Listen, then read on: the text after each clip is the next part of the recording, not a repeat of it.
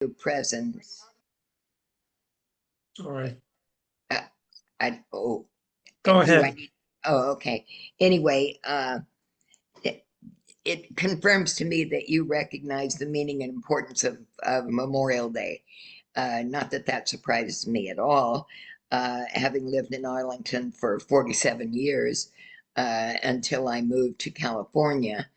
Um, so I am somewhat familiar with the community, despite the fact that I never had the privilege of really attending any of the organizations that I was a member of, like the auxiliaries to the veterans groups. But I made that clear when I joined them that I work all the time, and therefore I knew I would never be available to attend a meeting at 7 o'clock in the evening. So I never did. But I stayed in touch with them all, and I'm grateful for that kind of friendship as well. I want to especially thank our new executive director, Erin Harroun, who's here with us. Erin, just raise your hand and wave so everybody knows that's you. Um, but I want to thank her for connecting with you and for bringing me in to participate. It is an honor to be asked, and she gave me a little bit of an outline of what she thought you might like to hear. And one was a little background on my brother and what brought us into this. My brother is now uh, commander. He was a lieutenant at the time, first lieutenant, in fact, in the U.S. Navy, enlisted as MIA in North Vietnam in 1966 on his second tour of duty, and was miraculously accounted for in 2018.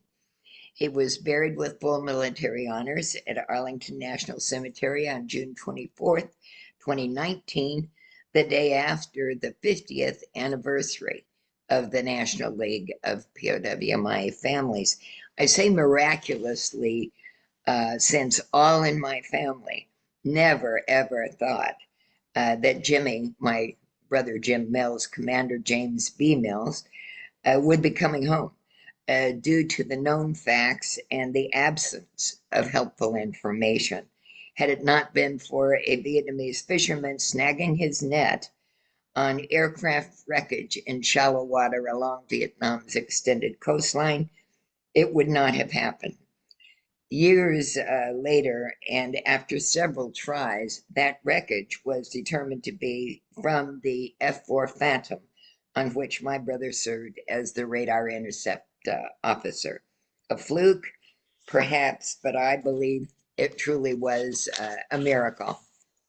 One doesn't just fly off an aircraft carrier, in this instance, off the USS Coral Sea, fully loaded for a night low flying bombing mission over enemy territory, going hundreds of miles an hour, then disappear off radar and expect ever to be recovered. I mean, it was just truly a miracle to us. We were blessed, as we were when he returned from the first tour in 1965. A frequently mentioned comment in today's military services is leave no man behind. That is certainly a sentiment with which all can agree. It really, in reality, those now serving would be unlikely to know that the meaning and significance of that mantra um, came from accounting efforts that began right after the Vietnam War. When the League actually began to pursue accounting, we were formed in May 28th of 1970, before the end of the Vietnam War or American involvement in that war. Most in my generation, the Vietnam War generation, have known and experienced not only war, but controversy, the controversy surrounding it, unlike in World War II. And we've seen the aftermath with controversy that such controversy can generate even today when Vietnam War issues are raised. When the U.S., in fact, I guess most recently, when the U.S. Withdrew from Afghanistan, it reminded all in our generation and older Americans of the withdrawal from Vietnam. agreed to on January 27th, 1973, 2 years before the communist North Vietnamese achieved their long sought unification, as they put it, their goal in April of 1975.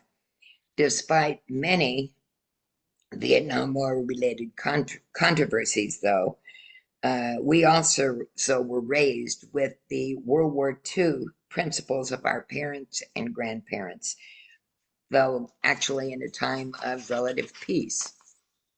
As young people, the prospect of serving in a far off war can be hard to understand, but the real life impact hits when you lose someone you love. You later gain understanding of what forever really means and what sacrifice really is. I've learned a lot during the roughly 50 years that I've served the League as executive director, then as CEO and board chairman. I had planned on retiring many, many years ago. It wasn't possible at the time. And thanks to finding Erin to serve as our executive director, it's looking like I may be able to retire as chairman at the end of this year's 53rd annual meeting. I've learned a lot of knowledge about our government and how it really works, likely much more than most outside the bureaucracy would ever be comfortable knowing. A lot of it disappointing, some of it encouraging, much of it frustrating. That is for certain. I've also learned a lot about people and diverse cultures from years of travel to Vietnam, Laos, Cambodia, even Russia, France, Germany, uh, and the importance of those relationships that you develop, particularly in the circumstances with in which I was visiting, trying to urge their cooperation in accounting as fully as possible for those who were their enemies during the Vietnam War. Um, I recently returned from another trip to Vietnam, Laos, and Cambodia, and no, I cannot recall actually how many times I've made that trip. The first one I made back there was in 1982, and I stopped counting at 30 something. And it's maybe I can recall it all when I pull up a lot of the historic records. And your mention of the honor that was being done in Arlington to a gentleman that you know because of his vast knowledge of the history in Arlington and surrounding environment, I'm sure. But it reminded me, I wanted to be sure and tell you that one of the very capable young men who is now working for Erin on the league staff, his name is also Erin, but Erin with an A instead of Erin with an E. So it does get a little complicated. But he's a brilliant young man who is our primary archival specialist, who's working on a project that we've been doing for some 5 years so far, but we're almost through, to collect and preserve the archival records of our 50 plus year effort and make that available for education through George Mason University. And so we've been working on that, and I wanted you to know that uh, the educational part of this is very important to us. It's something that we believe many, many Americans would benefit from knowing, especially with all the controversy we have today over education and what's being taught to our children and what's not being taught to our children. Those kind of conversations.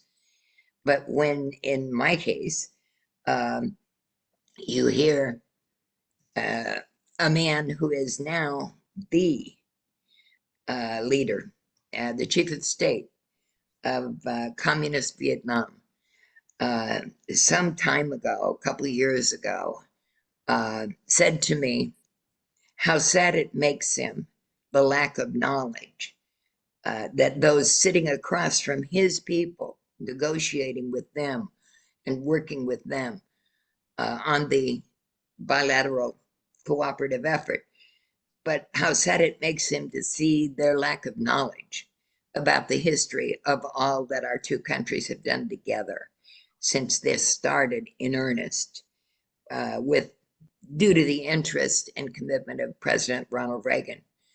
Had it not been for him, we wouldn't be here today. The League wouldn't be here today. Um, that's just a fact. He raised the priority, and people began to understand more and more the importance of doing our best to stand behind the people who serve our country from beginning to end. It's not just benefits. It's not just uh, care while you're on active duty. It's a complicated effort that involves what's taking place today in caring for the families and the others who support those who serve our country. But to walk away from that is not something that America should ever do. So I'm very proud of what's taking place in terms of our archival preservation project, and know in view of your history and what you do, uh, you would agree with and support. But in any event, uh, I've learned more from senior Asian officials with whom I've dealt, and that and the need to introduce Erin, our new executive director, to the senior leaders in those countries was extremely important, because that gave them confidence in her, because they have known me for so long. Um, and, I'll never, ever be able to just walk away and leave this issue, because I'll always be available to Erin and the staff and others uh, anytime they have questions or need help or need background. Um, I think a reason it was so hard to find the right person is everybody was intimidated because they couldn't know as much as I know. Well, nobody can. They have not been doing it for 50 years and met all these people along the way and absorbed as much as I have. Um, it was a lifetime commitment, obviously, and I was sort of thrown into it after my father got leukemia, and I was the one in the family able to step in and help take over.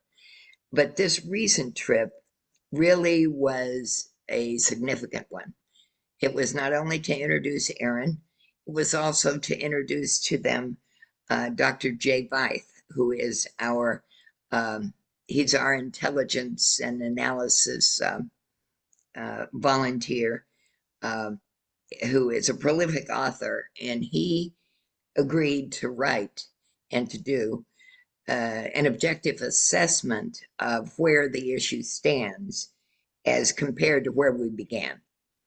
That is something the League, through policy, vote of our members, and ceaseless efforts, had been trying to get the Defense Department to again undertake, or the White House, successive senior officials.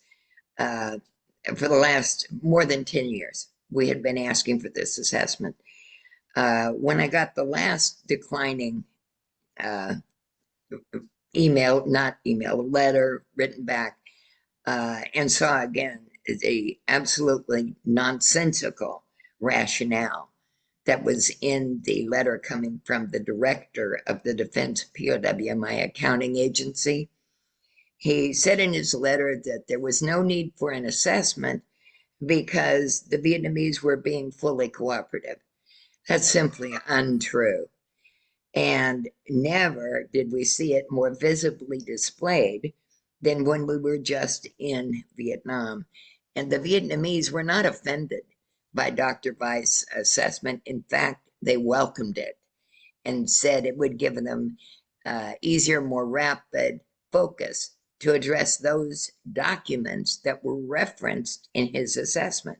It made perfectly clear they have not been fully forthcoming. Not that we didn't know that, but a lot of people don't, obviously, including those in positions of responsibility within the Department of Defense and likely elsewhere.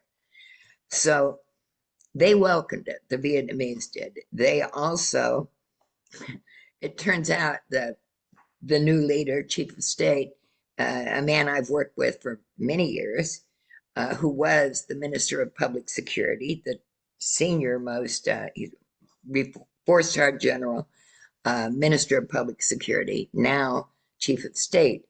And just before I signed on, I learned that his deputy, who was in fact chairing the meeting, that Erin and Viet and a board member that I took back with us as well, Mark Stevenson, uh, and we were meeting with his deputy, who they just announced will now be the next Minister of Public Security, as his longtime boss took over as chief of state. Never have we had a more positive time frame in which to push for the success that we need, that is realistic, the fullest possible accounting. When we've never expected a full or complete accounting. That's not possible in war. It may be more so and increasingly so in the kind of wars that are being fought today. But during the time of the Vietnam War, no, it's never going to happen. The families never expected everybody to be accounted for. Shoot, as I told you, my family didn't ever expect it. There are others who feel the same, and all the circumstances are different. But the fullest possible counting was the League's terminology that the US government adopted. And that's fair, fullest possible. It doesn't mean full or complete. If you hear somebody say full or complete accounting, you know it's for political reasons or some other reason, because it's totally unrealistic. Not going to happen in any war, at least any war in the past.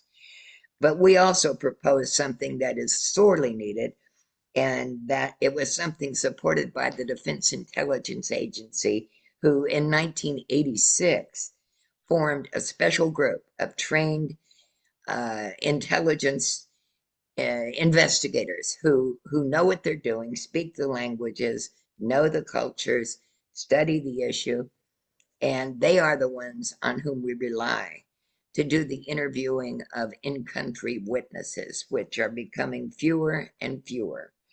With the new leadership in Vietnam, first of all, the new Minister of Public Security was chairing the meeting when we were meeting with him and making the request for approval of this small 3-man team to work year-round to pursue witnesses, particularly those that came up in the 4 joint field activity periods scheduled each year. They were excited about it. They were excited about Viet's assessment, which is just a logical, objective assessment. Our thinking was, if you don't have a current assessment, how do you develop policy, much less implementation to achieve goals, if you don't know what the goals realistically are? That's why it made no sense for DOD and all of the US government to continue to not publish an assessment. It got an enthusiastic welcome. And while we were meeting with the deputy Minister of Public Security, now the actual minister, the real minister came bursting through the back door. He had just gotten off an airplane, having been to Australia with the prime minister when our meeting started. And he got off the airplane, came back, came bursting through the back door to show his support for what we were proposing and what our plan is for the future to move forward. That to me was one of the most enthusiastic and welcome expressions of willingness to cooperate in what has been cooperative, but not fully cooperative, not fully forthcoming. So we are hopeful. It's a new environment. We believe that this offers us a real opportunity um, to achieve the fullest possible accounting. And that's about as good and as realistic as we can make it.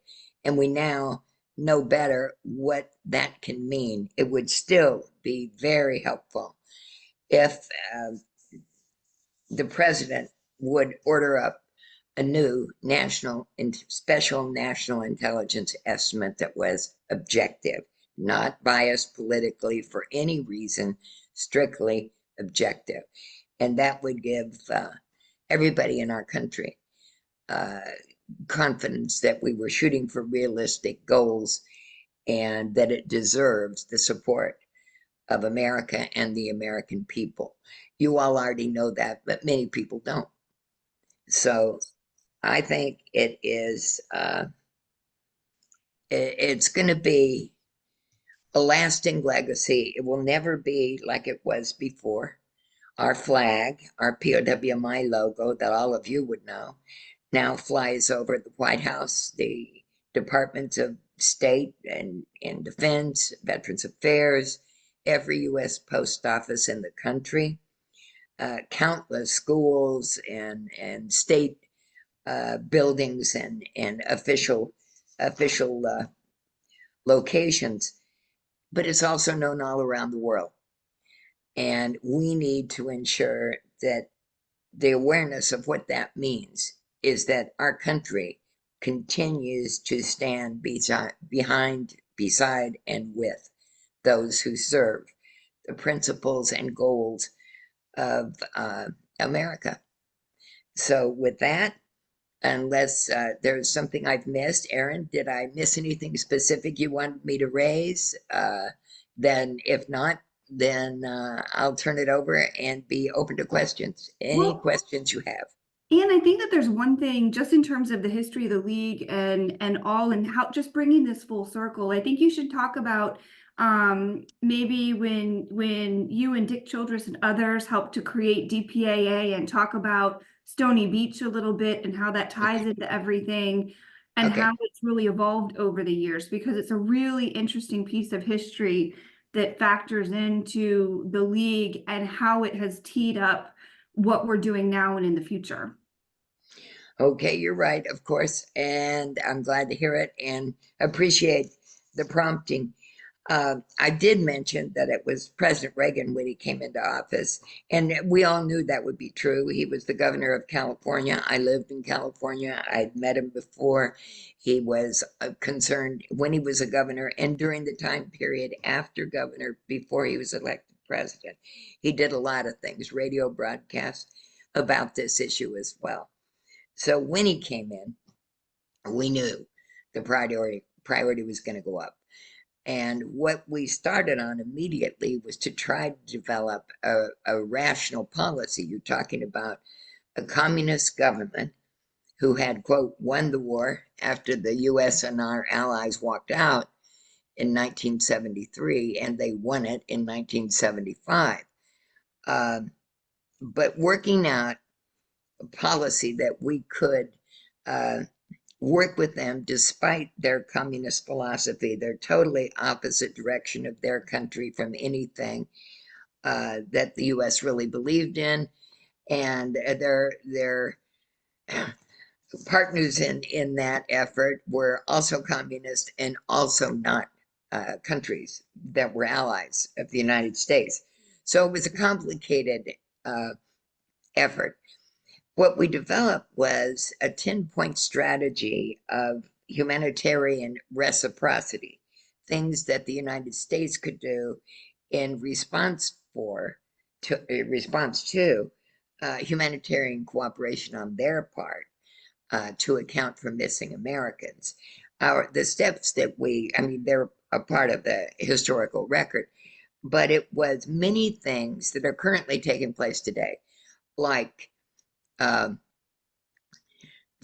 UXO removal, like dioxin removal, like uh, support for the disabled who were injured during the war and since, educational support, many, many trips that I was on. I would go out and survey, especially after our wonderful military planners had these grandiose plans for building we had said, a small school in a remote area of Laos, and they came up with these plans. And when I saw them, I said, "Oh no, that'll just never work."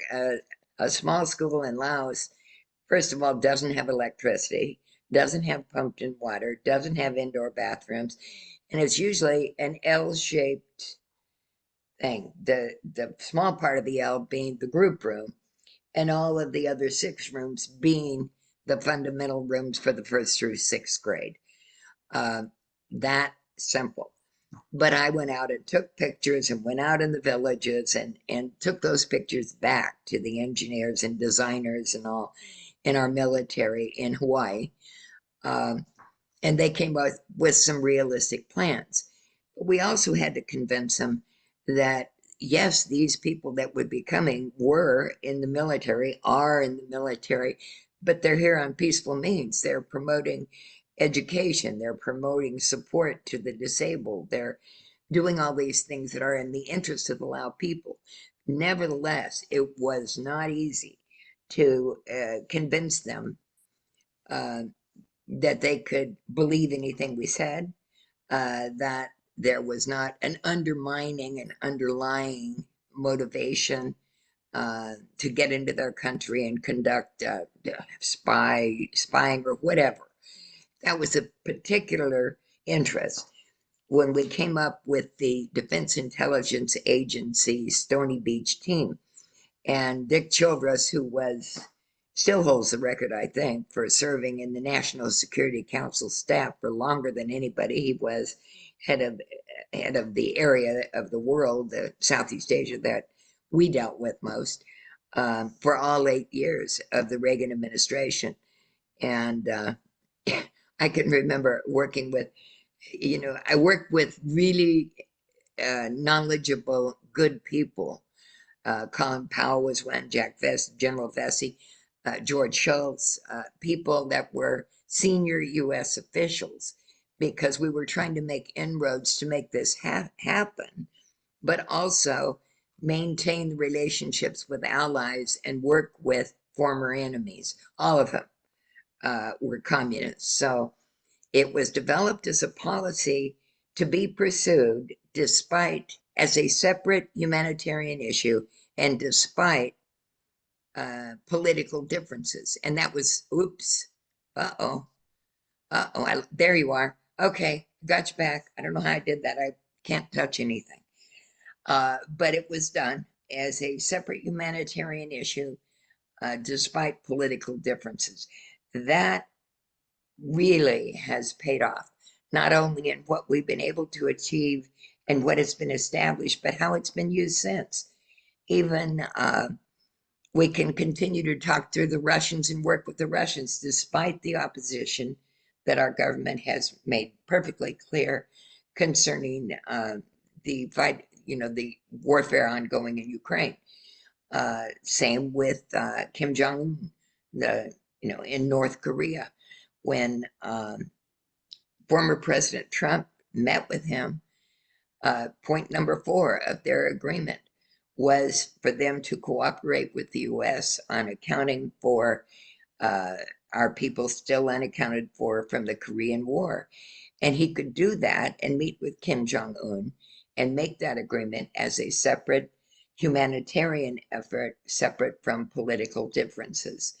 Uh, that has been partly successful and then not. And North Korea has returned many of the remains that they were storing and holding and recovered them out of known burial locations, many of them buried without having been identified because identification was not as able as it exists today. So that kind of was the purpose for it. It took forever. I remember a very funny incident when one of uh, it was then PACOM Commander, Pacific Command. Now it's called Indo-Pacific Command, but when one of them wanted to visit Laos, and the Lao were not going to allow him to come in uniform. And of course, he was going to visit his troops, and he was going to visit. It was a very, very important thing to occur. So I had to call the Lao leadership and say, all right, if you want the PACOM commander to signal that this issue is important and your country's important, he has to, must, and will come in uniform. Otherwise, he won't come. They let him come. But it was that sticky for them to have a U.S. military uniform in their country. That's how insecure it was and how untrusting it was at the highest levels. So he did go, and it was beneficial. And we have helped a great deal. And all the things that USAID and USAID and USIP, U.S. Institute for Peace, and all the others, we've made use of much earlier humanitarian private sector organizations, and now USAID and USIP and others doing the things that really we started in the mid 1980s. They didn't just start recently. It's been going on a long time. So, did I cover it enough? Yes, you did. And again, just to echo what you said, it's, I think, and Anne is so humble, but I think, one of the biggest and most of you are humble. You don't like it when I do this, but No. her voice, because she was a non-government she was a non-government individual that was participating in this. That's how she's been able to massively contribute and move the needle, because things that our government necessarily wouldn't do, similar to this example that she just gave, and still even in our most recent trips, she can go in and have these conversations with these senior officials over there, and say certain things and be able to move the needle more that our government wouldn't necessarily be able to do, and say things in a certain way to help move things along faster. And so that's how she's been so instrumental in shaping the way things are today. So yes, I think Thank, you covered thank you, it. Erin. Well, one other thing that she reminded me of, well, there's so many funny stories too that you would all appreciate, but uh, one of the things I fought for years was to get increased Navy to Navy cooperation.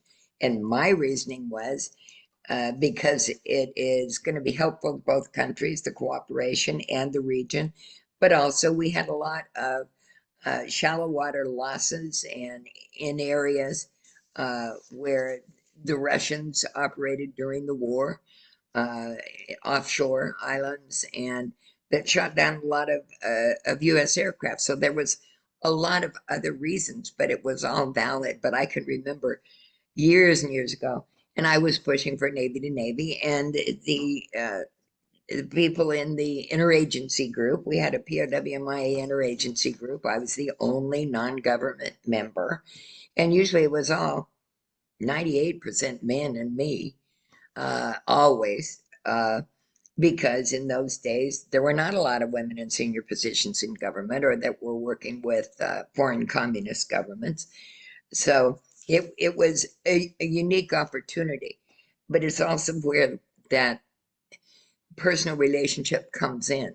And what I didn't go into was I wanted to tell you about Cambodia and Laos, because Laos is a beautiful country. It's very much like Thailand. It's also uh, not as sophisticated as you'll find in Vietnam or even in Cambodia. Cambodia, too, beautiful culture.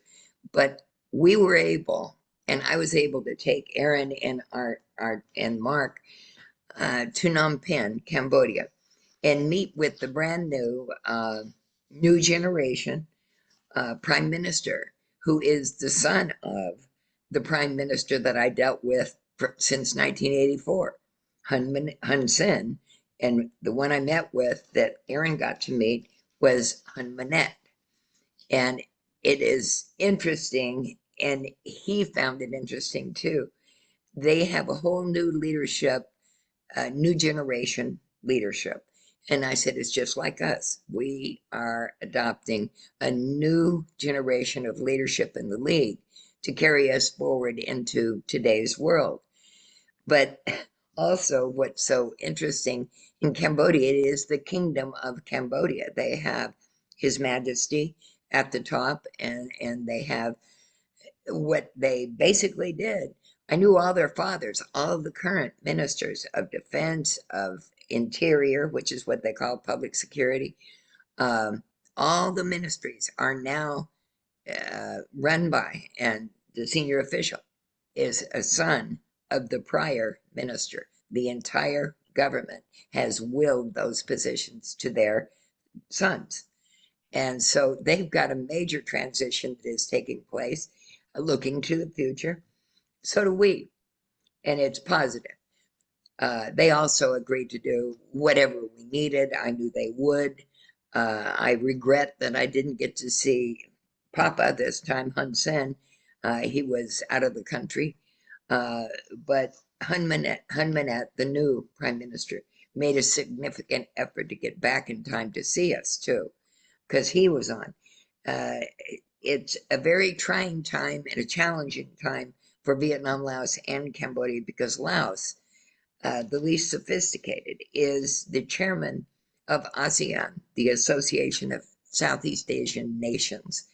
So it's taken a lot of help and support from the more sophisticated and capable and uh, well funded, even though everybody is struggling right now. But for Laos to be able to pull that off with the kind of organization, respect, and dignity that the position deserves.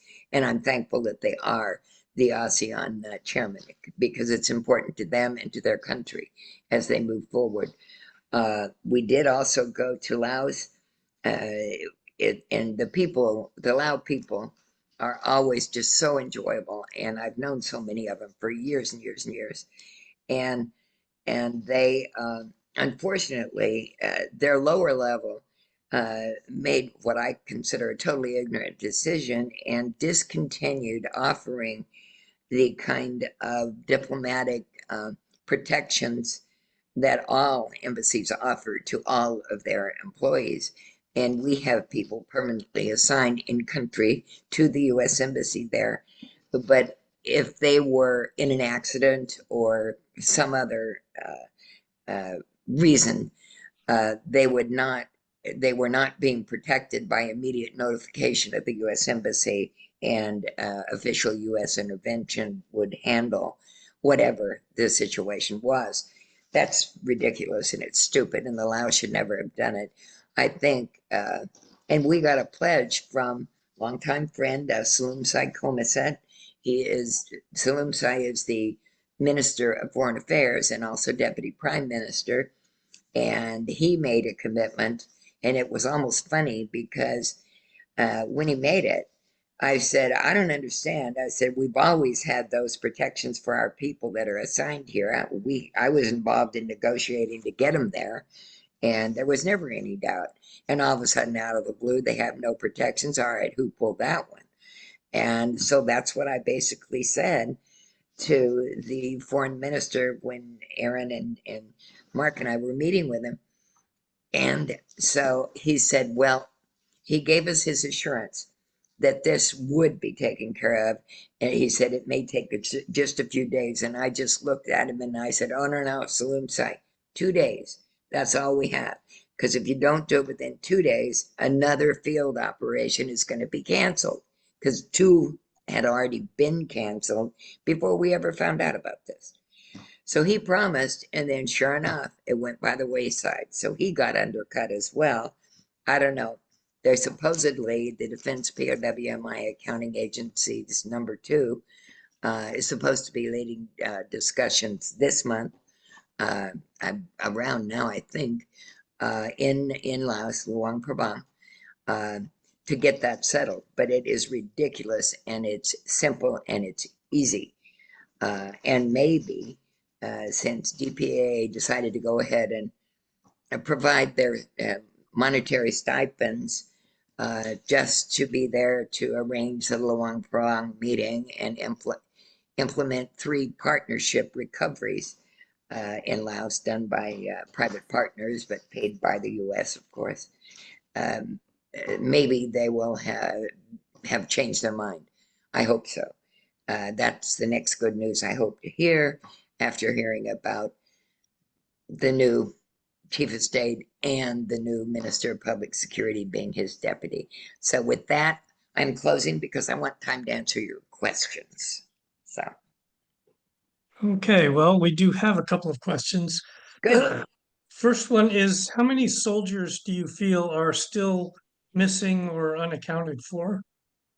Well, the exact number, it's not a matter of feeling, it's a matter of reality, is 1,576 today. There are a couple of remains, including some from Laos, that are in the laboratory awaiting identification. It's different. It's 1,576. Do we expect to get them all? Absolutely not. Many, many years ago, it was assessed, and the assessments are different now. We have to keep remembering that science has improved, identification has improved, recovery has improved. So it's going to be better than we thought in 1975 or 80. But there could be as many as 700 to 800 of that 1,500 or so that are just unrecoverable, not only due to lapse time, but due to location, lack of information, uh, many, many reasons that complicate it. But lapse of time without being able to get it done is detrimental to getting the fullest possible accounting. So the sooner we can do it, obviously, the better. It's already been 50 years, it's overdue. But I would say as many as half of that 1,500 may not be recoverable. Do you know if there are similar efforts underway to account for the missing from World War II? I do, except that they're not considered missing. Uh, Most of them, there's a great deal of effort, and the league is grateful that all that we tried to do has led to the tremendous expansion, and including in the various wars going back. Well, they've even recovered somebody from the Revolutionary War, but that is a rarity. There are so many that were killed and unidentified, and many of them unrecovered in World War II from ships in ships that were sunk at sea, the entire crew and the ship never having been recovered. But there are also thousands from World War II who are buried in graves as unknowns, known dead. Their families were notified they were known dead, but they were buried overseas or wherever, and those are now being recovered or disinterred, exhumed, whatever you want to call it. And with today's capability and the electronic communication to be able to notify family members to give DNA samples for existence, none of that existed. So they're being able to identify many, many, many of the World War II and Korean War known dead, but buried without individual identifications. And those are taking place regularly, all the time. And they're always on television because it's an impressive thing when you see our red, white, and blue flag and the pomp and circumstance and honoring and remembering those who served in past wars and giving them and their families the honor and the interment that they earned serving our country. So that's taking place a lot. It's what you see the most, despite the fact that the Defense POWMI Accounting Agency, which we work so hard to form, states their highest operational priority is Vietnam War. Very, very few are being accounted for, 3 or 4 over the last 3 or 4 years. It's ridiculously limited. And that is why we've worked so hard on trying to get an assessment and trying to get them motivated and focused on what will be productive instead of just going to the field and doing whatever happens to make some sense, or pursuing whatever case an active family member has raised to his or her senator, but to people that we know can likely be recovered. And there's a lot of people who volunteer their expertise and knowledge that are not listened to. That's a waste. So we're hoping to get through to the leadership or some way to get through to get the kind of expertise applied that we know exists and that we know has been offered. So we're working on that as well for the Vietnam War. But World War II and Korea, massive attention to it. Despite North Korea makes it tough. We can't go there right now. There are no talks going on right now. There were extensive talks going on and a lot of recoveries and a lot of remains being recovered and turned over. Not now. So we'll have to wait and see how that evolves. Same thing, there is cooperation ongoing, minimal, but with China, the People's Republic of China, and that's mostly in archival research because there's not a lot of mutual activity going on with either Russia or China on this issue right now. But some, it's just like with Russia, we don't cancel all of our space exploration just because of this or that or the other. This issue should be pursued separate humanitarian, and that's what we continue to urge all countries to do. Okay, you've talked a couple of times about the impossibility of a 100% full accounting. Mhm. Is there an end point? Is there some criterion with which you'll say, okay, we've done all we can and we're done? Or, It, you know, how does it, this? yeah, I understand the question. It's a good one. First of all, until we see the US government willing to do its own assessment to tell us what objectively they believe can be done, it's pretty hard to make that kind of a decision, and it would be for any of you. We haven't been able to get them to do that. I hope, and maybe after things change and continue to evolve politically, we will be able to convince them of the need for that. But even on, I mean, it's been 80 years since World War II, and 65, I guess it is, roughly, on rough terms, Korean War, uh, and 50, Vietnam War. Uh, and there are very few that are missing and unaccounted for in the Middle East or from the Iraq or Afghanistan wars, less than a handful. And that's why I'm saying it's never going to be massive like it was during the early years of early warfare before the sophistication that now applies. But it's hard to reach what you just said of when we're going to be satisfied or when we're going to feel that the fullest possible accounting has been achieved until we see seriousness on the part of defense and state and White House to get an assessment as to what is the predicted fullest possible accounting, what it should be if we have the full and complete cooperation of counterpart governments. So that's one of the reasons why we kept asking for it, and we'll continue to ask for it. I hope you all will too. They need to give a public and make public an America to the American people what is the fullest possible accounting for Vietnam War and keep the wars separate. It shouldn't be as is currently taking place. They get a lot more credit for all the World War II um, identifications and the beautiful uh, military honors ceremonies. Those are very colorful. They impact the neighborhoods where they occur. It's all very positive. The drudgery of it is not as positive. So the more we can get realism, and I think it's going to evolve more that way. If we can get some changes that impact and get people to understand the importance of standing behind those that serve our country, I think you cannot overstate it.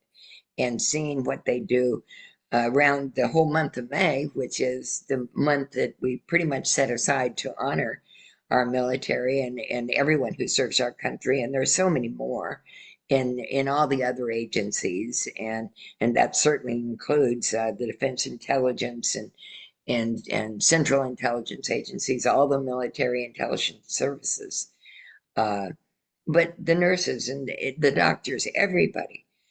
It's massive, the kind of support.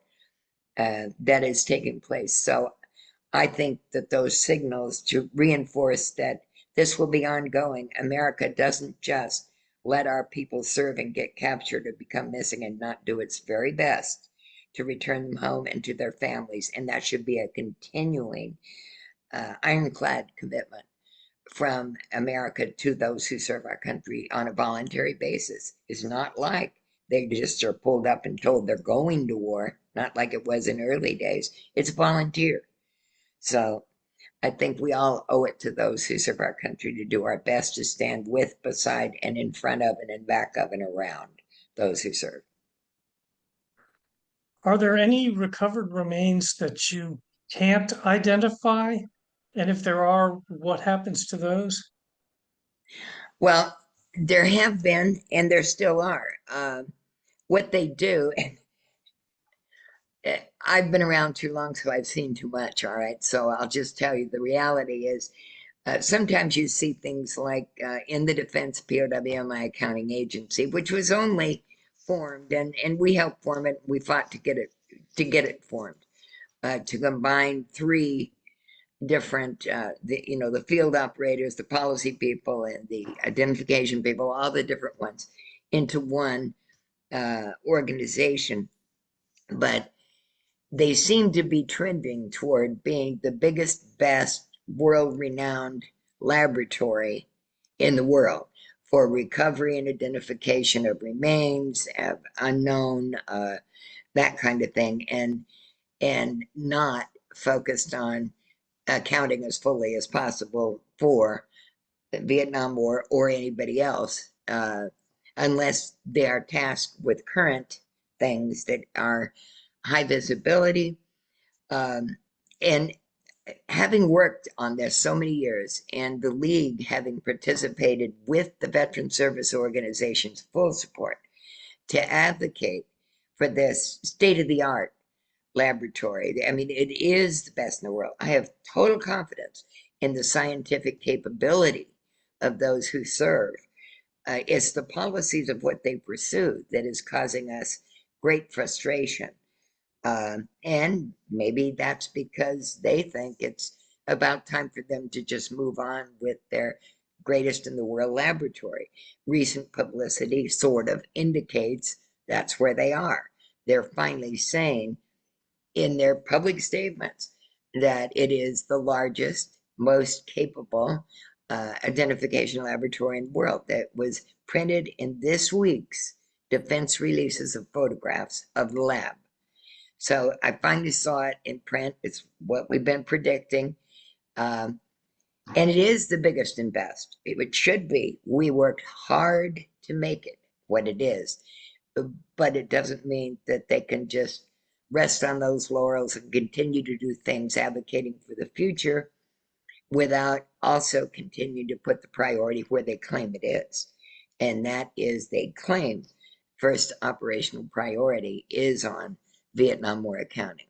It doesn't feel like it to most Vietnam War families and the veterans who are getting more and more frustrated with the lack of results on Vietnam War accounting.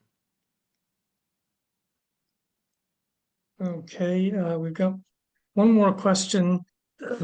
Have any of the missing ever been found to be alive and living in Southeast Asia? Or is that just a Hollywood fable? No, there were during the war and others. There are always defectors. There are always others that, and there were a couple who were initially were missing, but those are not counted among those that we are looking for. And some did go to Europe. Some did marry and stay in Asia. But most of those who married beautiful Asian women and have wonderful families went back and married them or brought them to this country legally. So there are a lot of happy marriages from Southeast Asia with American servicemen, but there have been a lot of our people that have served since the war. There were some who defected and went over to the other side, both Russia and into China, and even into Vietnam. Very few survive at this point. But they were a very, very small number that I'm aware of. Now, that doesn't mean there aren't others that about whom we never heard a word. Uh, but they're not among the ones listed as missing and unaccounted for. Okay, how many people are in the league? You mean the total number of families? Yes. I don't know today. It's we've had a lot of loss of life too, uh, just like the returned POWs have. It's a few hundred that are like dues paid voting members. Our organization, the only people allowed to vote, we have associate members, organizational members, student members, and we have family members. Only the family members who pay their dues, although we waived them in 2023 because of other things, complications, problems. But the ones who pay their dues are the ones who are eligible to vote. We are about to go into it right now, ready to send out bylaws for affirmation in a vote and also election of the board of directors.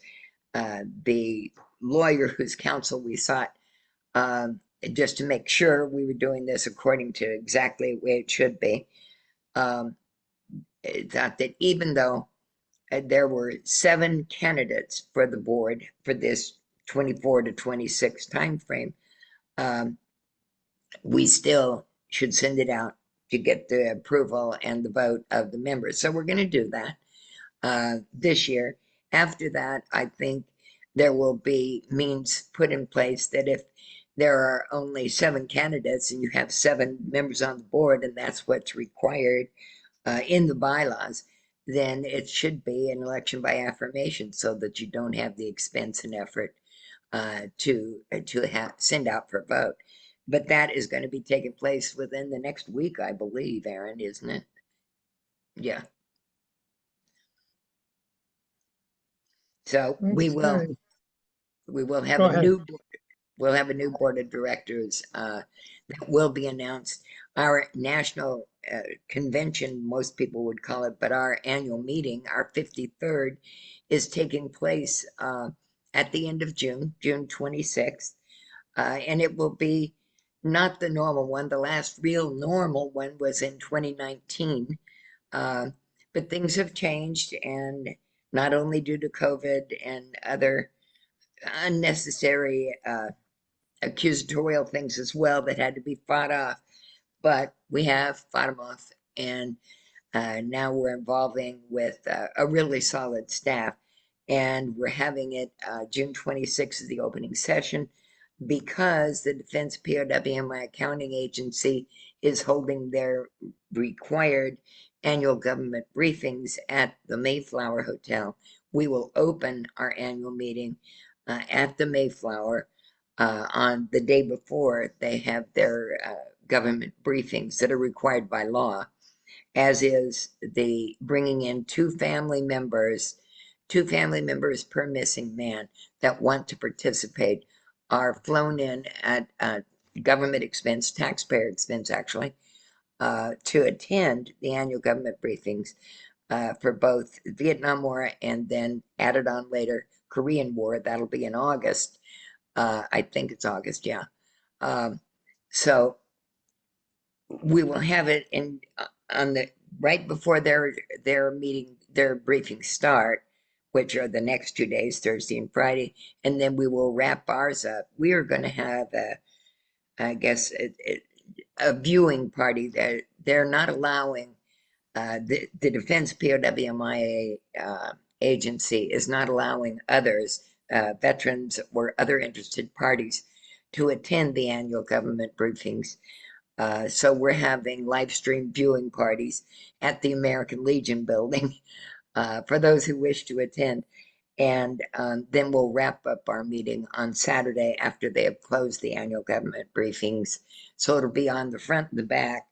And then next year in 1975, no, 2025, I'm thinking wartime. That's not good. But anyway, in 2025, we hope to have a full scale 54th annual meeting. Okay, well, it's 7 minutes after 11, so Oh, we should probably wrap this up, and if there are no final questions. anybody have Wendy? another question? Speak quick. Okay. All right, well, I'm going to stop the recording.